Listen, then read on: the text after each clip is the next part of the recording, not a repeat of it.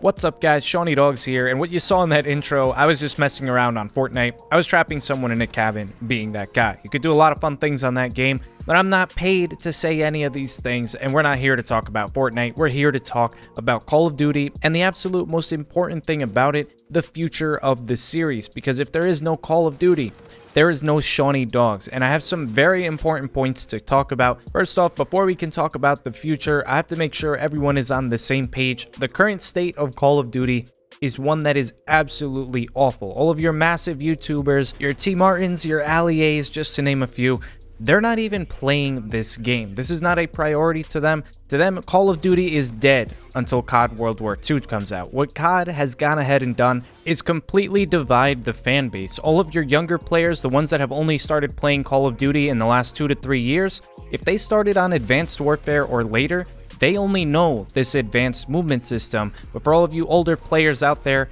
we know that Call of Duty at its core, it started on boots on the ground, and a lot of the fan base has made it very clear they want it to return to boots on the ground. So much so that the reveal trailer for Infinite Warfare is the second most disliked video on all of YouTube, with over 3 million dislikes. The only thing that beat it out is Baby by Justin Bieber. Apparently, people don't enjoy this.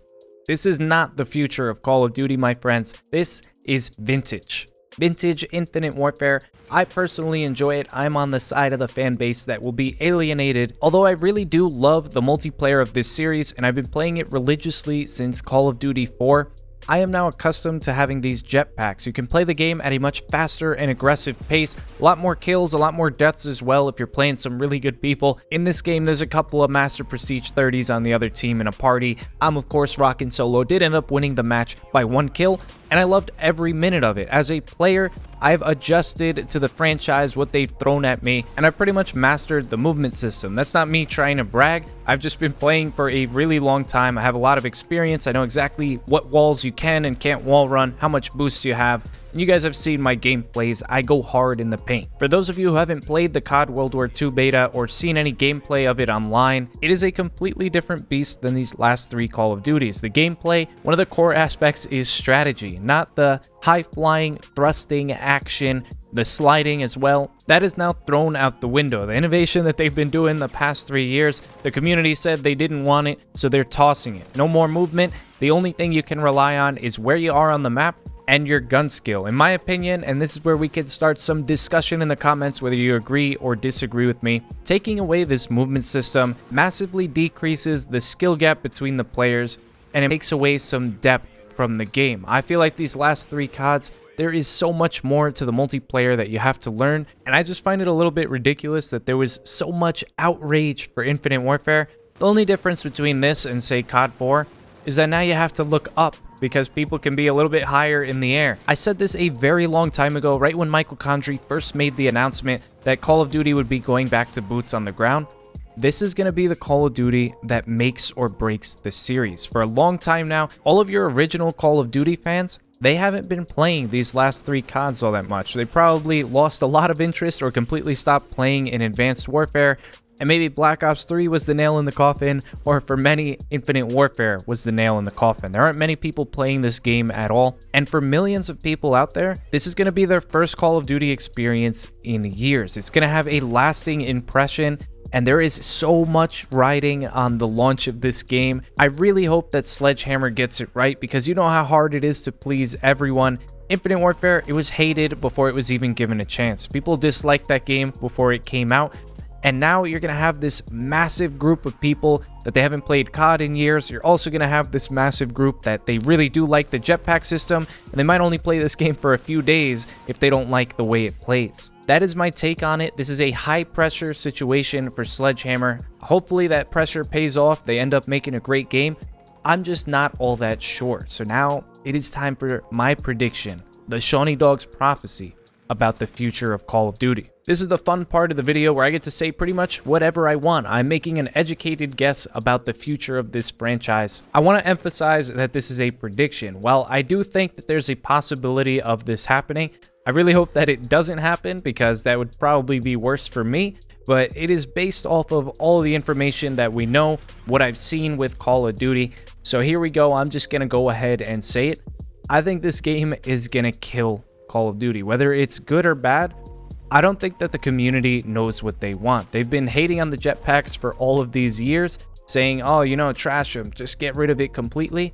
And Call of Duty, listen, they're doing just that. They're doing exactly what we asked. And I think that that's going to be their downfall. People don't know what they want. You can't really listen to that. That's like if I made my videos just based off of the comments. If I saw a large number of people wanted a certain thing, I went and made a video on it. Does that mean that they're right? No, that's just what the community thinks, and they're not always right. If we go back to my man Galileo or Copernicus, I think it was Galileo, when he first said that, hey, guys, everything does not revolve around the Earth. Instead, everything revolves around the sun, including the Earth. Everyone thought that he was crazy. He actually got excommunicated from the church, and I believe he was thrown in jail for the rest of his life, just for thinking something that was actually right. You know why? The community thought that he was crazy, and action was taken. Is this a completely drastic example and happened hundreds of years ago and is completely irrelevant? Absolutely. It is an exaggerated example just to prove a point, and that point is if there are any flaws in this game whatsoever, people are gonna jump on it like the hounds they are. So the SeanEDawgz prediction for the future of Call of Duty is...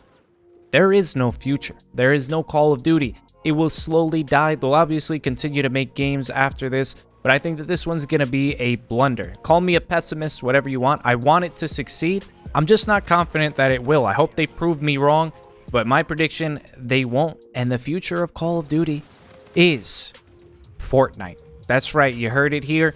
It all comes full circle. You saw it at the beginning of the video. You're going to see it at the end. Call me crazy, but you can only keep feeding people the same thing year after year for so long before they get fed up. Call of Duty's been using the same engine since Call of Duty 4. They've just been making minor improvements, graphical enhancements. It's getting a little bit outdated. Do I mean Fortnite exactly this specific game? No, what I mean is this new generation of games, obviously with newer engines, much better graphics, open world layouts. This battle royale format is one that is extremely addicting, and it's gathering a massive fan base. The equivalent of this on PC, it's PlayerUnknown's Battlegrounds. That's what came out first. That's what started this whole trend, really. But there's something about it that makes you want to keep playing again and again. You basically start out in a massive, massive island. Here, there are no vehicles. In PlayerUnknown's Battlegrounds, there's vehicles, so the map's a lot larger. Everyone starts off with nothing. There are 100 people. It is every man for himself. The area that you can play in keeps getting smaller and smaller. That's what that storm incoming is. It restricts the playable area, so you can't really camp all that much. It is a little bit campy, but the main objective is survival. And I'll be perfectly honest with you guys, I've been playing this game since it came out more than I've been playing Call of Duty. It is extremely addicting. It also has duos and squads, so you can play with one other friend or 3 other friends and just dominate together. And it's free to play. What more can you ask for? I wish they were paying me to say this, but they're not. This is not a sponsored video. I just really enjoy the game. And I'm sure a lot of you guys, even if you really enjoy Call of Duty, it's not the only game that you play. I'm the same way, and I've been having scary amounts of fun playing this game. Battlefield was never really much of a competitor to Call of Duty, but I think they're going to have something to watch out for in the near future. These battle royale types of games are very, very enjoyable, and something that Call of Duty will never be able to offer is that feeling when out of 100 people, you come out on top. There's something about it I don't really know how to explain. You just have to do it, experience it for yourself. So in case this game actually looks interesting to you, I went ahead and left this full unedited gameplay so that you can see what a full game looks like. I did end up winning. I don't really play solo all that often. I think this was my second solo win. I believe I have close to 100 in squad. So when I say I play this game, I really do mean it. There are quite a few moments where you do have to camp. That's just the nature of the game. You'll see me do it for brief amounts of time. I wasn't doing a lot of hiding in bushes, just mainly to heal, but it gets a little bit tense once you're in the final 5. I had a little bit of a slower game up until the last 6 or 7 people. I ended up killing all of them. So my late game was a little bit more action-packed than the first half of the game. I finished up with 12 kills, nothing spectacular, nothing out of this world. Basically an average win in this game, so you can see what it's like. And that is going to wrap it up. I've offered just about all the insights I can. You heard it here. The future of Call of Duty is battle royales. I don't know if it's Fortnite exactly. They have a little bit of work to do in terms of updates, perfecting the format. but I see some real promise within this genre of games. So I hope you guys did enjoy. Definitely let me know your thoughts down in the comments. I said a lot in this video. If you did enjoy, please be sure to drop a like, comment down below with any thoughts or questions you may have. And as always, subscribe to the channel if you guys are brand new for some more great videos, and I'll see you in the next one. Peace.